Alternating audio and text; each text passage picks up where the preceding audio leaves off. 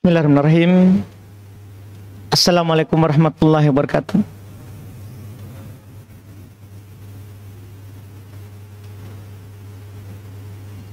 Alhamdulillahirabbil alamin. Wassalatu wassalamu ala Rasulillah Nabiyina Muhammadin wa ala alihi wa ashabihi wa man tabi'ahum bi ihsan ila yaumiddin. Amma ba'd. Alhamdulillah, kembali pada malam hari ini kita melanjutkan kajian tafsir dengan membaca tafsir dari surah Al-Baqarah. Pada malam hari ini kita masuk di ayat ke-26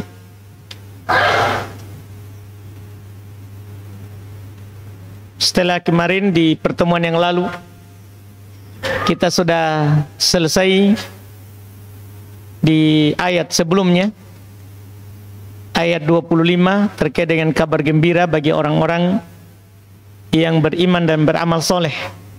Pada hari ini di ayat 26 ini, dan sebenarnya dipasangkan juga dengan 27, tapi kita lihat waktunya tidak akan cukup kalau kita ambil dua ayat. Kita baca saja dulu ayat 26 malam hari ini. Allah Subhanahu wa taala berfirman, A'udzu billahi minasyaitonir rajim. Innallaha la yastahi ay yadriba mathalan ma ba'udatan fama fawqaha.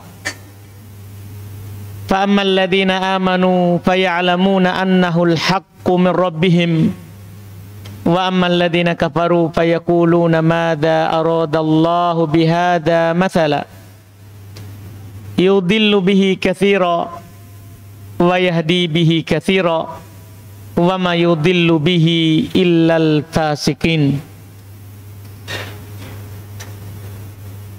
Kata Allah Subhanahu wa taala, innallah,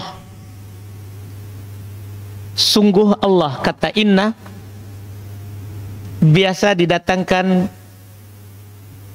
ketika ada sanggahan atau kritikan, karena dia tidak didatangkan oleh Allah kecuali untuk menguatkan sebuah perkara yang ada pengingkarannya atau menekankan sebuah perkara yang ingin ditekankan kepada kaum muslimin. Dan memang ayat ini sebentar kita akan sampaikan ada protes dari orang-orang musyrikin, sehingga ini ada sebab turunnya. Makanya Allah memulai dengan kata inna. Ini bermakna taukid, penguat, penekanan makna. Dalam bahasa kita diterjemahkan sungguh. Allah sembahan kita, al-ma'luh, dari kata ilah yang berarti al-ma'bud, sembahan. Sesungguhnya Allah la yastahyi,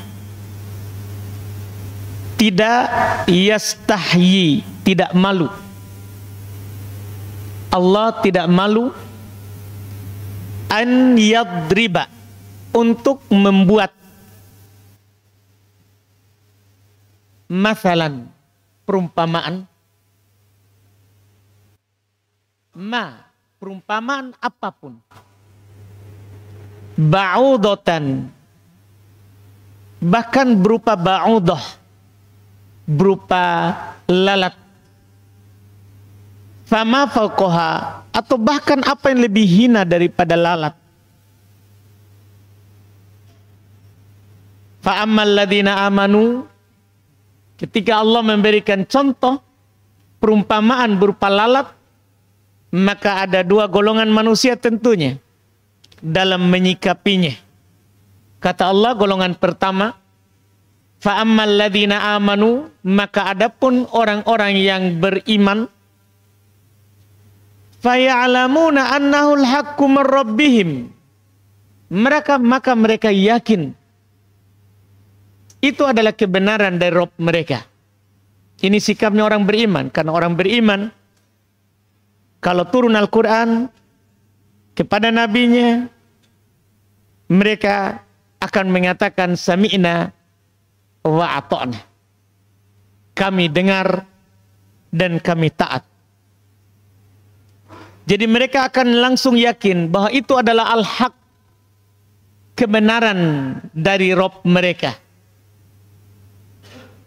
Wa ammal ladina kafaru, ini golongan kedua. Wa ammal ladina kafaru, dan adapun orang yang kafir, tidak percaya kepada Allah, fayakulun, mereka akan berkata langsung pakai fa ya, fa tanpa perantara, turun langsung dia ngomong, dia komentari. Mada aradallahu bihadza mathala. Muncul pertanyaan, apa yang Allah inginkan dengan perumpamaan ini? Kenapa pakai lalat? Yudillu bihi katsira. Allah menyesatkan dengan sebab perumpamaan itu banyak dari orang. Wa yahdi bihi katsira, dan Allah memberikan petunjuk juga banyak dari orang karena sebab perumpamaan itu. Wa ma yudillu bihi illal fasikin, dan tidak ada yang Allah Subhanahu wa taala sesatkan dengan perumpamaan, dengan lalat, kecuali orang-orang yang fasik, yang keluar dari ketaatan kepada Allah. Ayat ini kita baca dulu sebab turun, dan kita ketahui dulu sebab turunnya supaya kita semakin terang memahaminya. Allah Subhanahu wa taala ketika menurunkan ayat dalam surat Al-Hajj ayat 73, di surat Al-Hajj, ya ayyuhan nas duriba mathalum fastami'ulah, kata Allah, wahai sekalian manusia, perumpamaan telah dibuat, dengarkanlah. Jadi Allah turunkan ayat, buat perumpamaan, dan diperintahkan untuk mendengarnya. Kata Allah, innal ladzina tad'una min dunillah la yakhluqu dubaban walaw ijtama'u lah. Sesungguhnya Tuhan-Tuhan yang kalian seru selain Allah itu patung. Di orang musyrikin, kan ada di antara mereka yang menyembah Tuhan Uzza, ada Tuhan Manat yang mereka sembah. Iya, ada Tuhan Lata, semuanya patung. Semuanya patung. Kalau bukan patung maka pohon. Seperti Tuhan Uzza, pohon yang mereka sembah, yang ada penunggunya. Allah katakan di Quran, wahai sekalian manusia, perumpamaan permisalan telah dibuat, maka dengarkanlah. Innal ladzina tad'una min dunillah la yakhluqu dzubaban. Sesungguhnya orang atau sesuatu yang kalian seru, yang kalian meminta berdoa kepadanya dari selain Allah, la yakhluqu dzubaban, dia tidak mampu menciptakan lalat. Gimana kita pergi meminta kepadanya? Lalat dia tidak bisa buat. Walaw ijtama'u lah, walaupun mereka bersatu, berkumpul, muncul kemarahan dari mereka. Kenapa lalat disebut? Karena lalat ini kan kalau dibuat perumpamaan di kalangan Arab itu kehinaan. Karena kalau dijadikan perumpamaan, pasti lalat yang dijadikan sebagai sesuatu yang haqarah, sesuatu yang hina. Iya, itu kebiasaan. Makanya itu yang dipakai di Quran. Itu yang dipakai di Quran. Dan dipakai dalam hadits Nabi Shallallahu Alaihi Wasallam. Sebagai contoh, Nabi Shallallahu Alaihi Wasallam ketika memperumpamakan hinanya dunia, beliau perumpamakan dengan lalat, sayapnya lalat. Ini sebagai faedah saja. Jadi ini dipakai di Quran, dipakai oleh hadits, dipakai oleh Nabi. Nabi pernah bersabda kepada para sahabat, memberikan sifat zuhud kepada mereka terhadap perkara dunia. Kata beliau, "Lau kanatid dunya ta'dilu indallahi janaha ba'udatin ma saqa minha kafiron surbatama." Kata Nabi, sekiranya dunia ini punya nilai di sisi Allah, kalau itu adalah penentu kita ini orang baik, orang yang mulia, orang yang dekat dengan Allah, kalau seandainya nilainya adalah dilihat dari dunia yang kita miliki, bahkan senilai satu sayap lalat. Sekiranya itu dunia, kata Nabi, punya nilai, walaupun seperti nilainya satu sayap lalat. Lalat tidak ada nilainya sayapnya, apalagi badannya. Badannya saja tidak, apalagi sayapnya juga. Tapi seandainya punya nilai, ini perumpamaan, maka tidak akan diberi minum, itu tidak akan diberi dunia ini kepada orang kafir, walaupun seteguk air. Orang kafir tidak dikasih minum. Orang yang tidak pernah masuk masjid tidak mungkin dikasih minum, walaupun seteguk air. Apalagi dikasih mobil, motor, rumah, apalagi tidak mungkin. Seandainya punya nilai. Nabi memperumpamakannya dengan apa? Lalat. Karena ini lalat, dia adalah hal yang paling hina dalam perumpamaan. Orang musyrikin muncul kemarahannya, protes. Kenapa dibuat perumpamaan dengan lalat? Allah kan maha mulia, kenapa pakai lalat? Turun ayat tadi. Innallaha la yastahyi ayyadriba mathalan ma ba'udah fama fawqaha.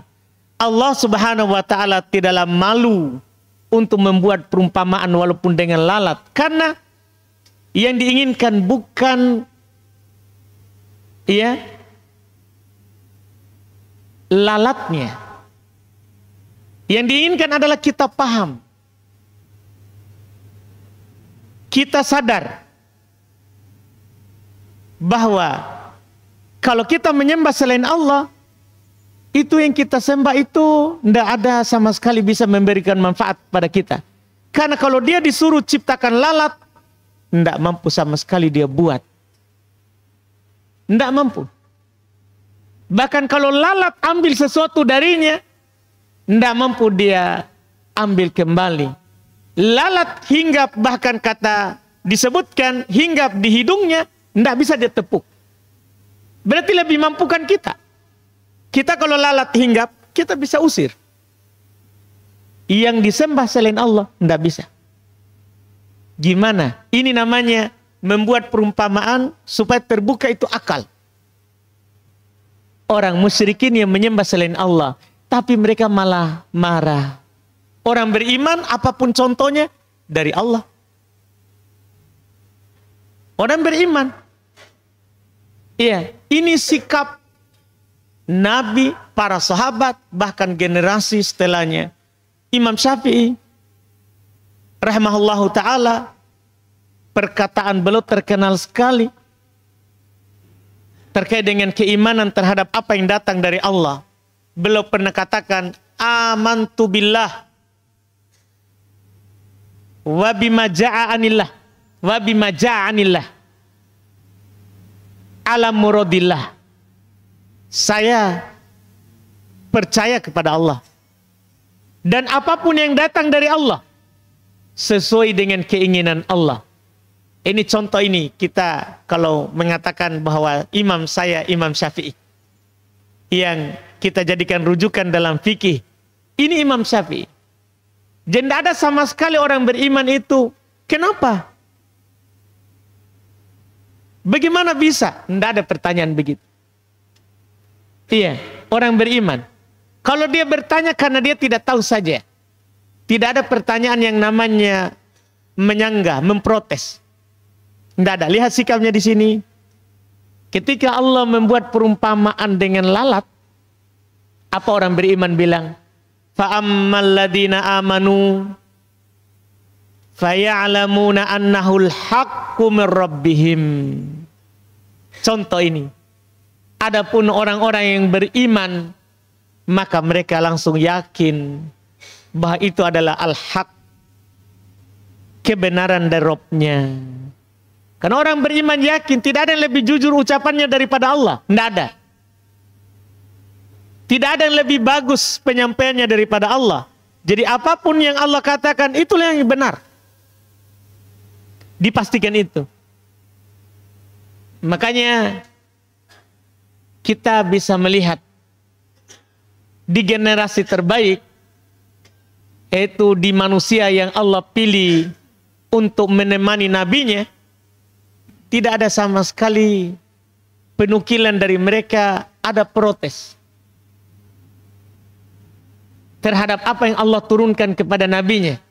Bahkan tidak pernah bertanya, kenapa Allah lakukan ini kepada saya? Tidak ada. Tidak ada penukilan. Iya. Tidak ada sama sekali. Dari generasi terbaik. Kapan muncul sebenarnya protes?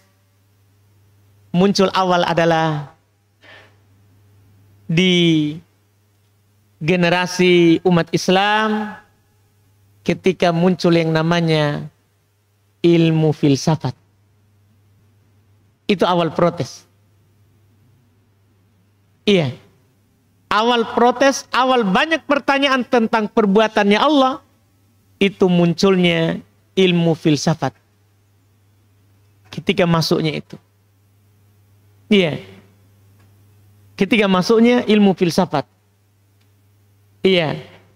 Secara pastinya sebelum tersebar luasnya ilmu filsafat dalam kaum muslimin, sebelum tahun 800-an.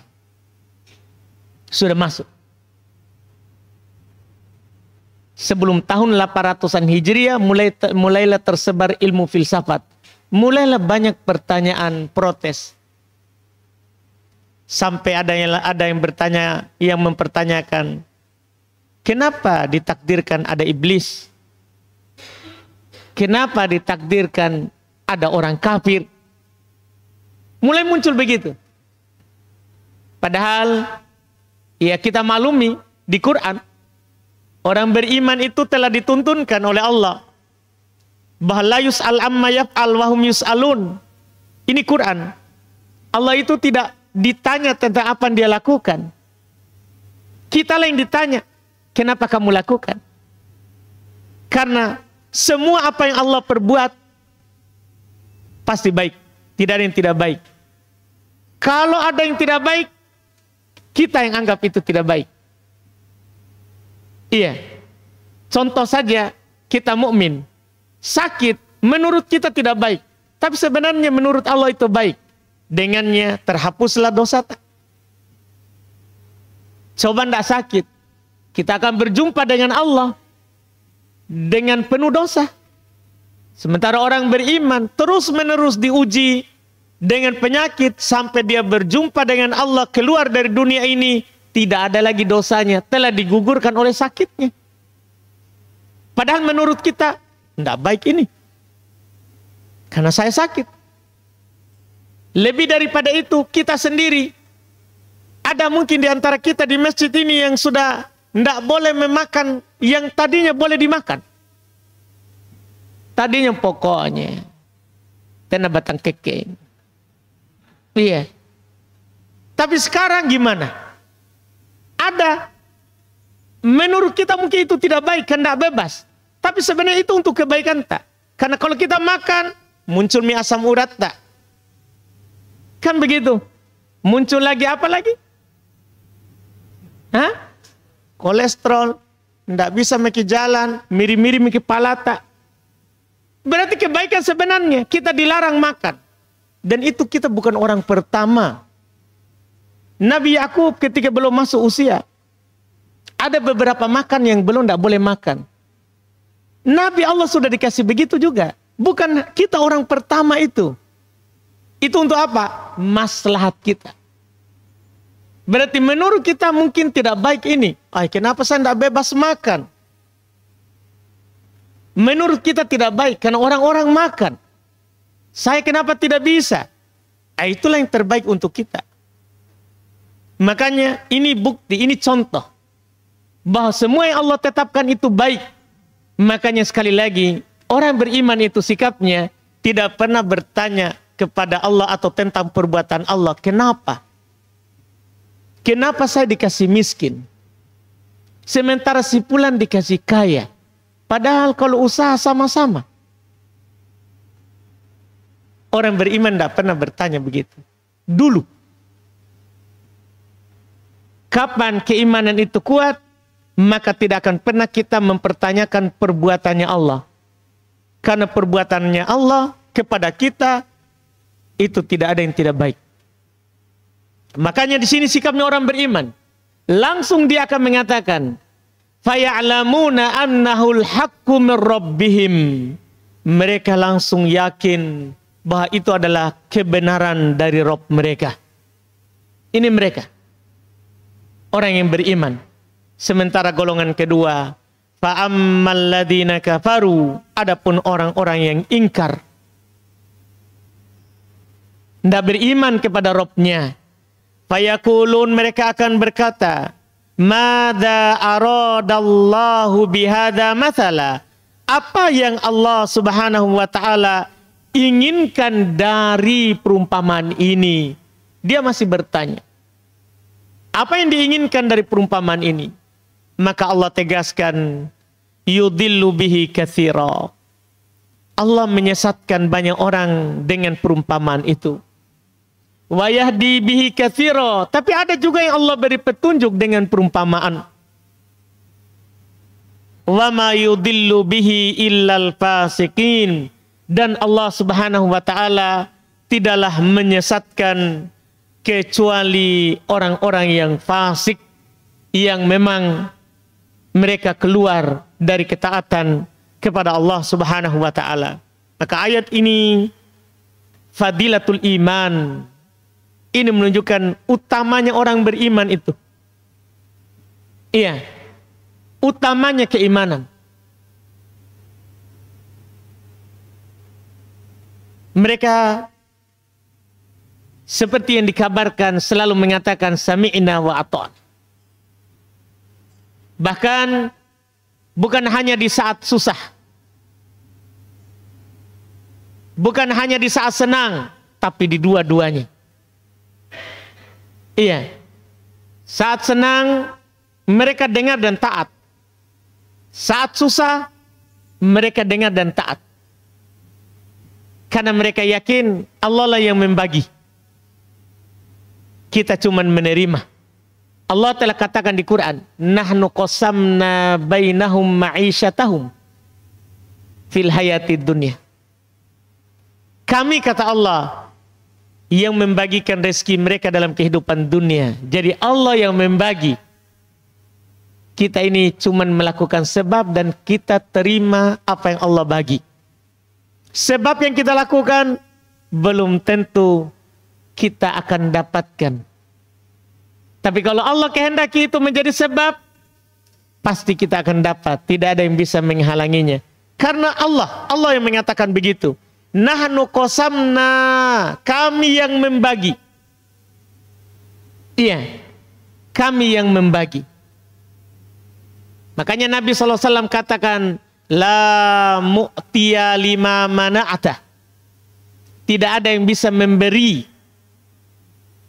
siapa yang engkau tahan. Biar kita mau sekali memberi seorang sesuatu pemberian. Kalau Allah tahan, tidak jadi itu kita beri. Wala mani'a lima a'ta. Tidak ada yang bisa menahan siapa yang Allah beri lawannya. Nabi bilang begitu. Kalau ada yang Allah kehendaki untuk dapat sesuatu, tidak ada yang bisa menahannya. Tidak ada yang bisa menahannya. Karena dialah yang membaginya. Inilah keutamaan orang beriman. Makanya mereka tidak pernah protes. Kalau mereka susah, tidak protes. Mereka diberikan kemudahan, mereka bersyukur. Karena mereka yakin semuanya dibagi oleh Allah. Dan pembagiannya Allah tidak pernah zalim, adil. Karena Allah telah katakan juga di Quran, lau basatallahu rizqa li ibadihi labagaw. Sekiranya Allah subhanahu wa ta'ala melapangkan, menyamakan rezeki semua hambanya. Semua kita ini rezeki kita sama. Kalau seandainya saya sama kita semua ini, rezeki kita sama, tidak ada bedanya. Karena sama-sama jadi masuk masjid. Seandainya sama, kata Allah, labagaw. Mereka akan melampaui batas. Bayangkan Maki, kalau kita semua sama rezeki kita, kira-kira bisa lari mobil itu di depan? Pasti semua kita bawa mobil. Semua rebut parkir. Bayangkan Maki, apa yang terjadi di veteran. Jalan veteran itu, bukan hanya veteran yang akan macet, tembus ke veterani. Semua orang akan melampaui batas. Bagaimana bunyi klaksonnya? Berhenti sedikit saja di lampu merah. Bagaimana orang klakson? Bagaimana kalau berhenti semua panjang? Tidak berhenti itu bunyi klakson. Melampaui batas orang. Makanya adalah orang yang belum ditakdirkan dapat mobil. Itu yang sudah cocok. Karena Allah tahu. Bagaimana kalau semua punya mobil terus rumahnya di lorong? Tidak ada tempat parkirnya. Allah tahu bahwa yang di situ rumahnya, dia dapat motor. Adil. Allah yang katakan begitu. Makanya sekali lagi ini bukti. Orang beriman itu tidak akan pernah protes. Karena itu keadilannya Allah. Itu bentuk keadilan Allah. Tapi masalah adalah orang kafir. Tapi itu urusan mereka. Dia. Ini menunjukkan bahayanya itu kekafiran. Bahayanya itu kita tidak punya keimanan. Jangankan perbuatannya manusia, perbuatan penciptanya saja dia protes. Ini bahayanya kekafiran. Iya, jangankan kita yang melakukannya. Kalau orang jauh dari keimanan, jangankan kita, penciptanya saja dia protes. Ini menunjukkan sekali lagi bahayanya itu. Iya, yang namanya jauh dari keimanan kepada Allah Subhanahu wa ta'ala. Dan dari sini kita dapat faedah bahwa kita di dalam kehidupan dunia ini, iya, hanyalah tugas kita ini at-taslim, menerima saja. Menerima saja. Karena ala Rasul at-tabligh wa alaina at-taslim. Minallahi ar-risalah. Wa ala Rasul at-tabligh wa alaina at-taslim. Ini perkataan yang sering diulang-ulang agar supaya kita paham dari ulama kita. Dari Allah ini peraturan. Masalah agama, masalah dunia dari Allah. Rasul tugasnya menyampaikan. Nabi kita Muhammad sudah menyampaikan kepada kita selama 23 tahun. Dan beliau telah menyampaikan semuanya. Tugasnya sudah selesai. Makanya wafat. Di umur itu. Di umur 63 tahun. Karena tugas beliau sudah selesai. Tinggal tugas kita. Kita at-taslim. Menerimanya dengan penuh ketaatan dan pendengaran. Tidak protes apa yang menjadi ketentuan Allah, apakah secara syar'i yaitu syariatnya, atau secara qadari yaitu takdirnya. Apa yang Allah tetapkan berupa syar'i, kewajiban kita menerima. Kenapa ini diperintah, kenapa itu dilarang, kewajiban kita terima. Iya. Dan tidak ada kewajiban lain selain itu. Tidak ada kewajiban lain terhadap yang syar'i. Demikian pula terhadap yang qadari, masalah takdir. Masalah takdir. Jika kita diberikan kemudahan, kita bersyukur. Jika kita diberikan kesulitan, kita bersabar. Iya. Diberi kemudahan tidak memuji kecuali Allah. Diberi kesusahan tidaklah berkeluh kesah. Dan itulah kita mukmin. Sebagai penutup, Nabi Shallallahu Alaihi Wasallam bersabda, "Ajaban li amril mu'min." Karena begini sikapnya di ayat ini, maka menakjubkan perkaranya orang beriman itu. Walaisa dzalika illa lil mu'min. Dan tidak ada didapatkan yang seperti itu kecuali mukmin saja. Hanya mukminlah bisa begini. Apapun yang Allah turunkan, perintah, percaya. Larangan, percaya. Perumpamaan, percaya. Kisah, percaya. Itu mukmin. Kita bisa melihat kesikapnya Abu Bakar As-Siddiq, laki-laki yang paling pertama beriman dari kalangan dewasa kepada Nabi Muhammad. Walaupun beliau adalah orang yang terpandang di kaumnya secara nasab, tapi tidak menghalanginya untuk percaya kepada Nabi SAW. Bahkan puncaknya adalah, walaupun keluar dari akal sebenarnya. Puncaknya waktu Isra Mi'raj. Kita tahu waktu Isra Mi'raj, jadi Nabi kan diangkat dari rumahnya Ummu Hani malam-malam. Tidak ada yang tahu. Diangkat ke Ka'bah, dibelah dadanya, dibersihkan dengan air Zam-Zam, baru dibawa dengan kendaraan hewan buruk ke Palestina, Baitul Aqsa. Lalu dinaikkan ke langit sampai ke Allah menerima salat 5 waktu. Kembali di malam yang sama. Itu masalah bagi orang-orang yang tidak akan percaya ini masalah. Besoknya Nabi sampaikan, saya telah melakukan Isra Mi'raj, melakukan perjalanan malam dari Baitullahil Haram ke Baitul Aqsa, kemudian naik ke langit yang ke-7, kemudian turun kembali dan kembali ke sini. Orang-orang musyrikin mengejek Nabi. Wah, dia menyangka, karena mereka tahu untuk jalan dari Makkah ke Palestina berbulan. Masa semalam? Apalagi dia menyangka bahwa dia naik ke langit. Tidak percaya dia. Itu berita sampailah ke Abu Bakar.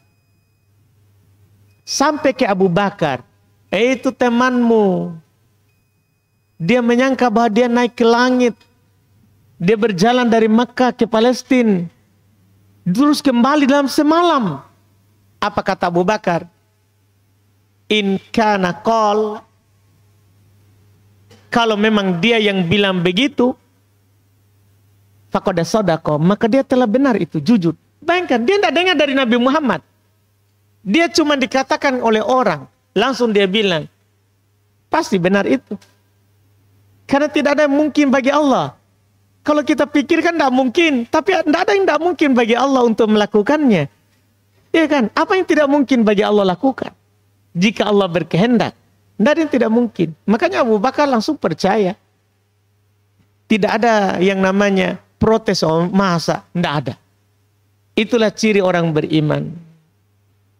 Itu mereka sikapnya. Alhamdulillah, kita cukupkan. Mudah-mudahan dipahami ayat ini, ya, apa sebab turunnya dan maknanya. Wallahu alam. Kita adzan dulu.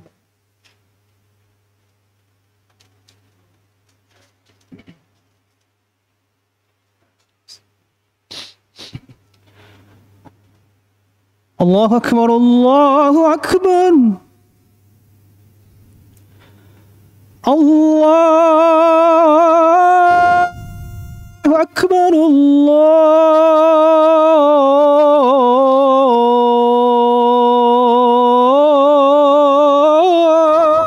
Akbar. Asyhadu an la ilaha illallah.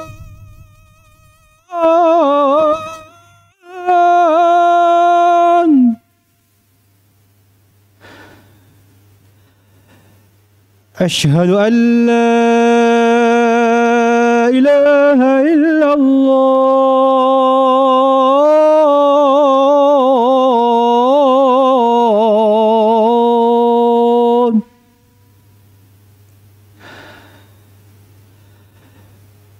أشهد أن محمد رسول الله.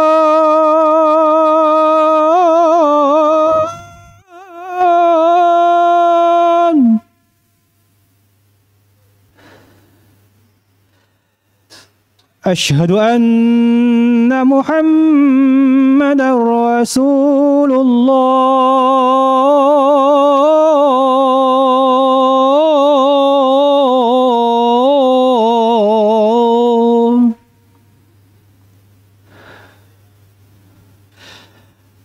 حي على الصلاة.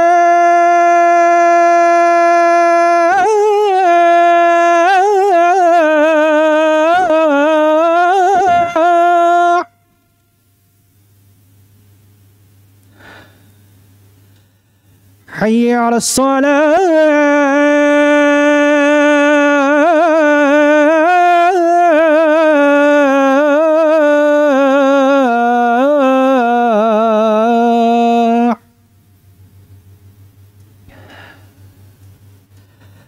حي على الفلاح.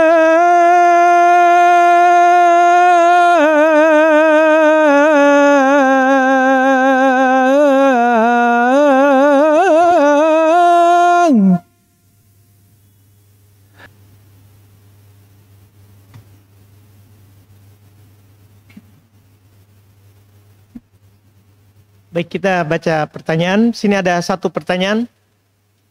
Bisakah seorang perempuan bekerja di luar rumah meskipun sudah menikah? Ini tergantung suaminya. Iya. Tidak bisa saya bilang bisa, baru suaminya nanti larang. Kan begitu. Tergantung suaminya. Jika suaminya membolehkan,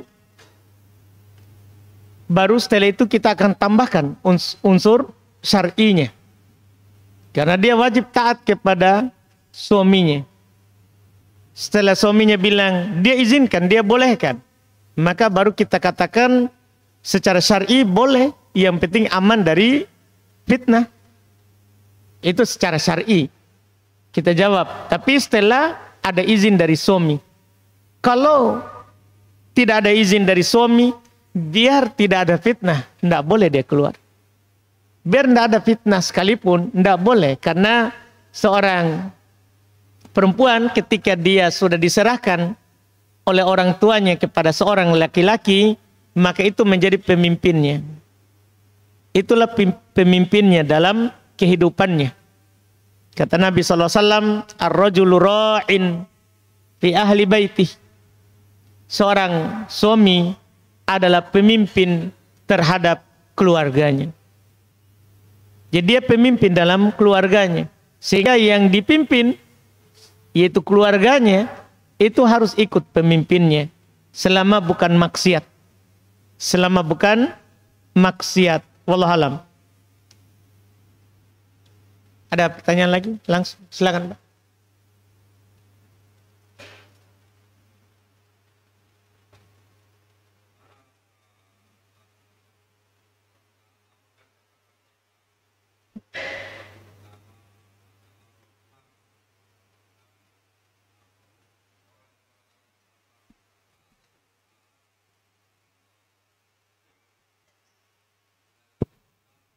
Tunggu Pak. Ada. Supaya suara tadi dengar. Ya, pertanyaan saya Pak Ustaz, bagaimanakah itu orang yang beragama non-Islam, apakah itu sudah dikatakan pasti kafir? Dan yang kemudian orang yang ber-KTP Islam tapi tidak taat menjalankan perintah Allah dan menjauhkan larangan Allah, itu kan masalah kafir Pak Ustaz, bagaimana penjelasannya? Baik, kalau dalam terkait dengan agama kita, ya selain Muslim kita bilang kafir. Itu di Quran, hadits Nabi Sallallahu Alaihi Wasallam. Nabi Quran menamakannya kafir. Nabi menamakannya juga kafir. Yang tidak percaya kepada Nabi. Semua begitu Pak. Iya, sekarang dikatakan non-Muslim. Sama saja, Alhamdulillah. Iya.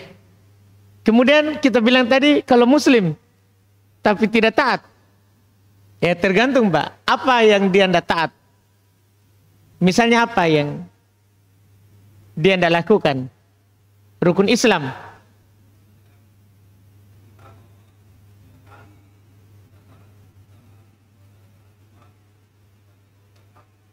Baik, berarti kan rukun Islam Pak, begitu maksudnya. Jadi dia meninggalkan sholat. Iya, kalau dia Muslim tapi tidak sholat, dilihat Pak. Kenapa dia tidak sholat? Karena beda hukumnya orang yang mengingkari kewajiban sholat sama malas atau sengaja tidak sholat. Orang yang mengingkari kewajiban sholat kafir Pak. Ia mengingkari rukun Islam kafir. Nabi juga yang mengatakan kafir. Kata Nabi, al-ahdul ladzi bainana wa bainahum as-shalah. Faman tarakaha faqad kafar.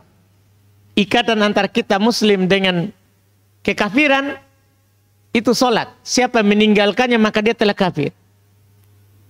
Jadi kalau dia mengingkari kewajibannya atau dia sengaja meninggalkan sholat, kafir Pak. Nabi menamakannya kafir.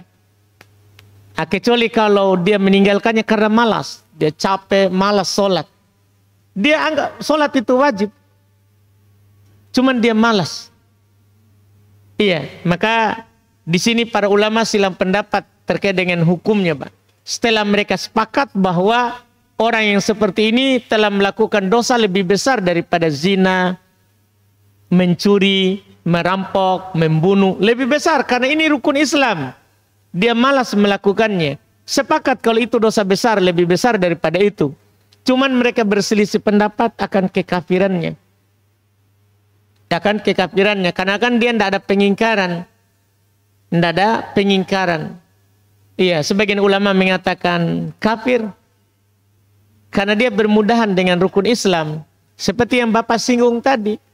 3 kali dia tinggalkan walaupun karena malas. Itu telah bariat, telah lepas ikatan Islam dari lehernya. Cuman yang seperti itu pemerintah yang mendatanginya, yang menyuruhnya sholat. Kalau dia tidak mau sholat, maka dia dibunuh karena murtad. Tapi ini pemerintah, Pak. Bukan Bapak, jangan sampai Bapak sebentar pergi tanya. Kan dia tidak mau baru kita bunuh. Tidak. Itu pemerintah, Pak. Adapun kita selain pemerintah, kita sampaikan. Kita sampaikan bahwa meninggalkan sholat sebab masuk neraka. Iya, penduduk neraka nanti ditanya di Quran. Ditanya oleh penduduk surga, masalakakum fi saqar? Apa yang membuat kalian berada dalam neraka yang menyala-nyala? Kita tahu jawaban pertamanya. Qalu lam naku minal musallin. Mereka berkata kami tidak sholat. Bayangkan, banyaknya itu amalan dia tinggalkan, tapi jawaban pertamanya adalah kami tidak sholat. Itu yang kita kasih tahu kepada dia. Itu yang kita sampaikan kepadanya. Wallahu a'lam, Pak. Kita nasihat saja. Ada lagi? Silakan, Pak. Kasih dulu mic. Silakan, Pak. Assalamualaikum warahmatullahi wabarakatuh. Yang saya tanya Ustaz, selain kita bisa istighfar untuk orang tua yang sudah meninggal, apakah juga bisa untuk saudara-saudara kita yang meninggal seperti saudara kandung? Ulang, Pak. Selain kita bisa? istighfar untuk orang tua yang sudah meninggal. Baik. Apakah itu bisa juga untuk saudara kita yang sudah meninggal, saudara kandung? Bisa. Bisa Ustaz ya? Bisa. Jadi bukan hanya untuk orang tua itu kita memintakan ampun untuknya. Bisa untuk saudara-saudara kita, bahkan bisa untuk muslim, mukmin. Itu yang dicontohkan oleh Nabi Nuh. Nabi Nuh kan belum berkata dalam doanya, dan ini disebutkan dalam Al-Quran supaya kita juga ambil pelajaran darinya. Kan Nabi Nuh bilang, Robbi firli wali walidayya wali man dakhala baitiya mu'mina. Rob, ampuni saya dan kedua orang tuaku dan siapa saja yang masuk ke rumahku dalam keadaan beriman. Umum dia mintakan ampun. Boleh kita mintakan ampun untuk saudara. Makanya di sholat jenazah, Pak, seandainya tidak berguna itu minta ampun untuk Allah, untuk orang yang meninggal, tidak ada doa istighfar di sholat jenazah. Iya kan? Sholat jenazah kan ada minta, Pak. Allahumma gfir lahu warhamhu wa'afihi wa'afu anhu wawasi madakhalahu wa akrim nuzulahu. Kan ada di awal, ya Allah ampunilah dia. Itu menunjukkan apa? Bahwa kita dianjurkan untuk memintakan ampun bahkan untuk orang lain, bukan orang tua kita, Pak. Disyariatkan. Wallahualam. Silakan. Bismillahirrahmanirrahim. Izin bertanya Ustaz, terkait pembahasan pekan kemarin tentang nikmat di dalam surga, Ustaz. Apakah kita, kan kalau laki-laki mendapat bidadari begitu, Ustaz, apakah jika berhubungan dengan bidadari tersebut akan bisa memperoleh anak? Atau ketika kita minta kepada Allah supaya bisa mendapatkan anak, bisa, Ustaz? Atau bagaimana? Saya tidak terlalu dengar apa?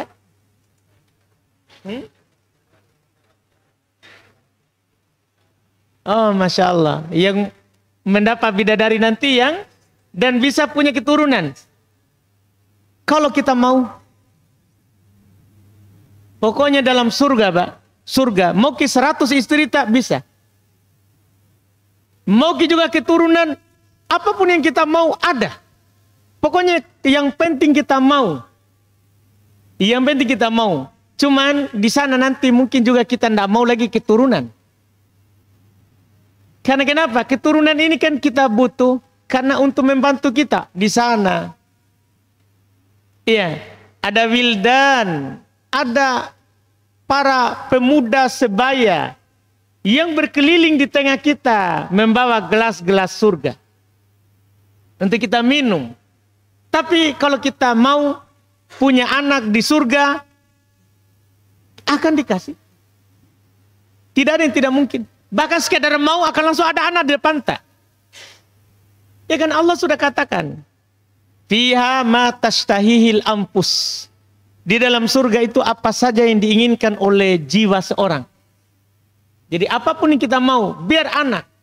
Jangka anak, ringannya itu, Pak. Istri saja dikasih, Ki. Iya. Dikasih. Berapapun yang kita mau. Tidak ada lagi. Iya, yang tidak ada, yang ditakar. Pokoknya di surga. Iya, Masya Allah, bisa yang kita pikir itu ya. Alhamdulillah. Iya. Ada lagi yang lain? Siapa tahu? Kita, Pak. Ada, Pak Ustaz. Tolong dijelaskan perbedaan atau persamaannya antara munafik, murtad, dan musyrik. Munafik, murtad, dan musyrik. Munafik, murtad, dan musyrik. Dan musyrik. Ada perbedaan faktor persamaannya. Betul, Pak. Jadi musyrik itu kan, musyrik paling mudah dulu ya. Musyrik itu pelaku syirik. Ia menduakan Allah dengan sesuatu dengan Allah. Itu dibilang musyrik, Pak.